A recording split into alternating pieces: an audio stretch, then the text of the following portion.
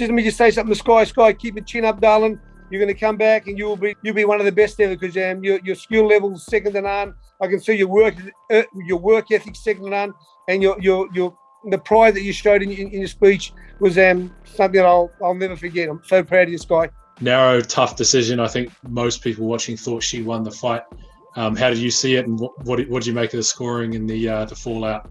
Yeah, the first thing I make is every time there's a close fight, Aussies never get a decision. Nothing's changed. Back in '84, it happened to a few of us. But when I seen Skye, especially when she spoke after it, it made me cry. I thought to myself, wow, I've been there, I've done that, and look, I know she'll come back bigger and better than ever. But look, there were times during rounds where all she had to be told was, pick it up, Skye, push yourself a little bit more. They're not going to give us, they're not giving us close decisions. Push yourself. Nobody in the corner told her to change anything. I'm really disappointed in the system.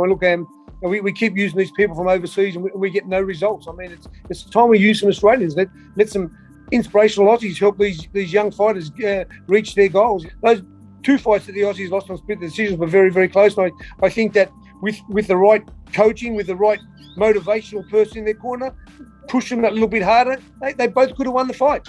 Yeah, really emotional interview with Skye afterwards. I mean, it just shows how much, like, I don't know whether she was let down by the system or whoever it was, but just that interview was just heartbreaking, wasn't it? Yeah, she was let down by the system, by the people in the corner. Listen, when you go back to the corner, you know if a fight's close, you've got to motivate somebody. You've got to be able to push her. You've got to be able to turn the right switch to make her go to that next level. And Skye has got every level. She's such a skillful girl. And as well as just a skillful boxer, she's super fit. She trains hard. She could have pushed herself a little bit harder and made sure those judges left it or didn't leave it to the judges. I'm not saying she could have knocked the person out, but still, just the punch rate she could have done. You just got to push these people. You've got to let them know what they're capable of, and you let them know they're capable of that in preparation. So when it comes to that time in the ring, they can do it. And I just think, like I said, we haven't had an Australian person there helping our Aussie team for years, and all we're doing is wasting money. We're sending money overseas. We're giving money to people who aren't even Australians. It's terrible.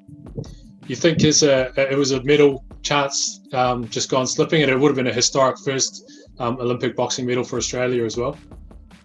Definitely so. Look, I just hope she comes home and turns pro because she could be world champion, no problem.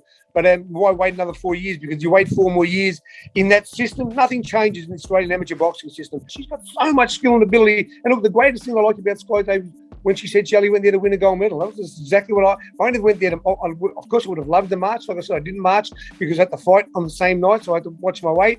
I didn't go to the after party because I went there to win a medal. I wasn't there to have a party at the Olympics or anything else. I'm not like the officials and the referees and judges that from all around the world that go to the Olympics. That's why they go to the Olympics, for the party and stuff, and they ruin people's lives.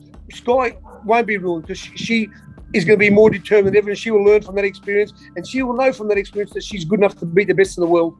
Paulo Acuso was the other Australian boxer yesterday, just picked on a split decision again. Yeah. Whether it's Australian bias or not, but one judge gave him all 3 rounds. No, it's Australian powerless. That's what we are. I mean, these wankers that are over there, like representing our sport or taking us to the island. They've had a fight in their life. Like I said, they're there for a party. They're in a boys' club. That's a little boys' club. It's amateur. It's a crap thing. That's a little boys' club for them guys to go out there, say hello to everybody, sit down, have a drink, have dinners, and then, hey, listen, they don't care if we win medals. They're going back there 4 years later.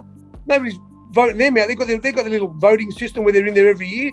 These guys, when I was there, had been there for 110 years. After 100 years, it's time to move on and change the system and get with the system. And that's never happened in Australia. I feel sorry for our fighters.